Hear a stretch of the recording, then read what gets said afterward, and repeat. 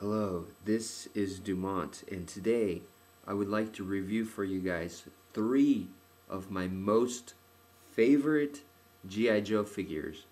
And please keep in mind, um, the kind of figures that I like are the ones that are really weird, strange looking ones, as you can see right here. Um, this is Sand Scorpion, right? And if I'm not mistaken, he comes from Valor versus Venom. And in those series, the Cobra soldiers, some of them were genetically mutated with various animals. And in this guy's case, surprise, surprise, it's a scorpion. Um, so obviously you can see that he looks really, really strange. One of his hands right here is a claw, and the other one is like this gun, laser blaster, or something like that. And he has this giant scorpion on his back, and the top part where it's supposed to be claws is actually like they look like laser cannons or something.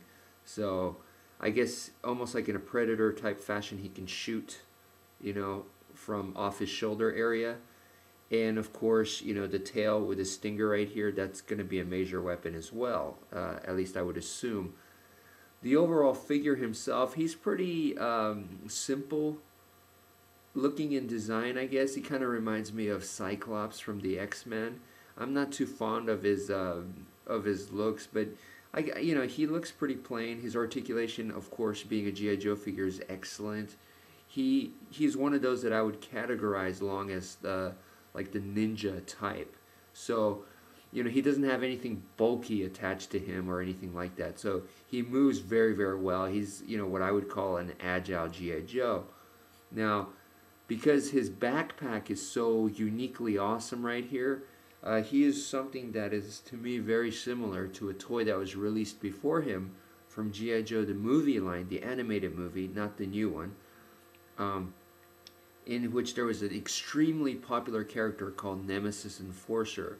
So to me, this guy is a very good match with Nemesis Enforcer. The only thing is, Nemesis Enforcer was a major character, whereas to this guy, he's just kind of like a soldier, and there's many other ones like him. So he's not an awesome individual, character-wise, unfortunately. So right here, you can see the side view where the scorpion's just kind of attached to him. So this is pretty cool. Let's keep rotating, and man, you can just see the awesome detail right there. They also released this guy with a much bigger G.I. Joe figures. I don't know how tall those things are, like a foot tall, right? And for that one, they also released this figure, and I remember it being quite unique looking, but it was different from this guy, very different. So he didn't. I don't think it had a backpack, but he did have a tail. And I'm not even sure about the arm, these hand attachment things. That's what I like about these hand attachment things. He has normal hands underneath, and basically you just slip these things on like gloves. So let me try to pull it. There you go. You see? So you just fit these things on like gloves, and they come off real easily too. So I really like that simple idea. It's very plain, very simple, but it changes them a lot. Alright, so here is Coil Crusher. He has his pet anaconda on him, and it comes off easily. I don't know if it's an anaconda or a python. I really can't tell the difference. It has really good detail on the head right there, and it's basically, as you can see, it's one of those flexi toys. So it has the holes in there, so it's just like this bendable. It's hard. It's pretty hard, but it's also very flexible, as you can see. And so there is that thing, which is, I think it's very cool. Goes well with him. He looks pretty plain. I don't think nothing really stands out other than, you just get the impression that he's a big dude, right? And here's another thing that's pretty cool, is the head right here. he has like some sort of a tattoo on there, some kind of inking done.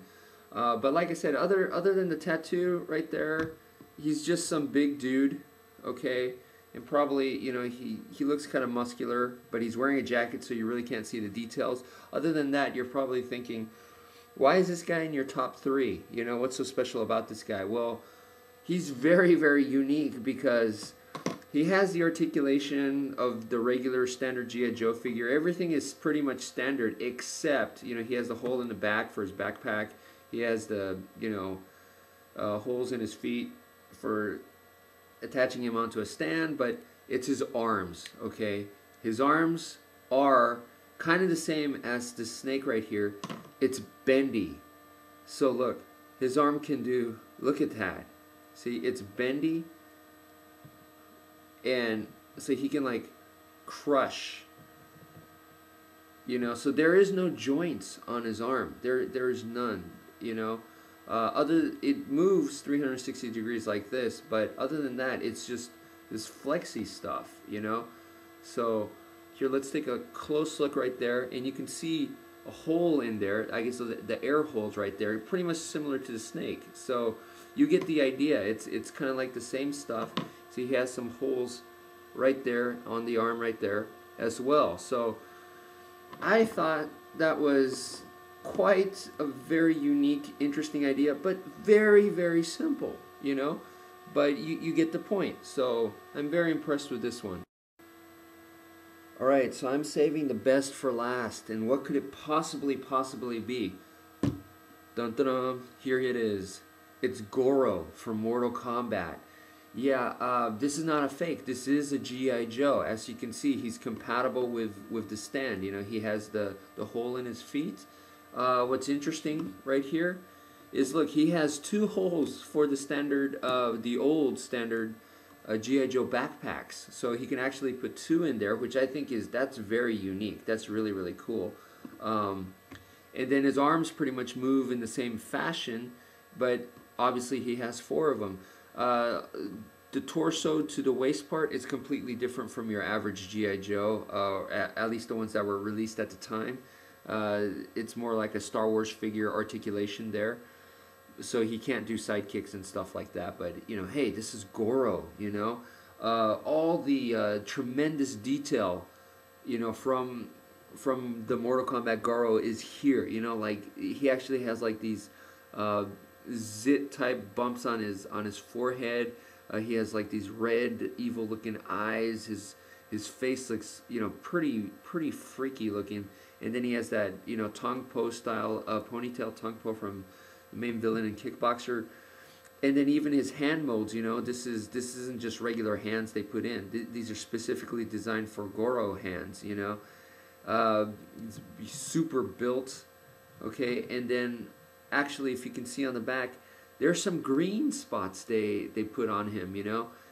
Remember, Goro was supposed to be a half-breed between a dragon and a human being, so it kind of shows the dragon-like features there with the green dots, you know, maybe a little bit of scale going on there. So this to me is my ultimate figure, and it was really cool back then when they released them. At first they released the Street Fighters, you know, characters for G.I. Joe, and I was really surprised that they did that. And then I was even more surprised, and I think the Mortal Kombat guys came next, and you know, because Mortal Kombat was the rival of Street Fighters, and so the G.I. Joe Hasbro guys produced both of them, and so here he is, Goro